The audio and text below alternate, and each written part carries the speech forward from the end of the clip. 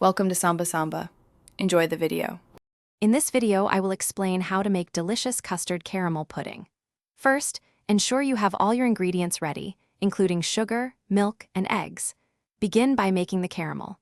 Gently melt about 1/2 cup of sugar in a saucepan over medium heat until it turns a beautiful golden amber color. Carefully pour this hot caramel into your chosen ramekins or baking dish, swirling to coat the bottom evenly.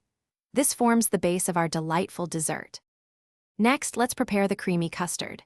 In a separate bowl, whisk together 3 large eggs, 1/4 cup of sugar, and a teaspoon of vanilla extract until just combined. Avoid overwhisking to prevent too many air bubbles. Warm 2 cups of milk in a saucepan until it's hot but not boiling. Gradually pour the warm milk into the egg mixture, whisking constantly. This tempering step ensures a smooth, lump-free custard. Now, carefully pour the prepared custard mixture over the set caramel in your ramekins. Place these ramekins into a larger baking pan. Fill the larger pan with hot water, reaching about halfway up the sides of the ramekins.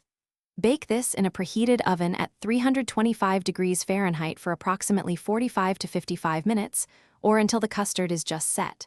Once baked, let them cool completely, then chill for at least 4 hours. Finally, it's time to enjoy your homemade custard caramel pudding. To serve, run a thin knife around the edge of each ramekin to loosen the custard.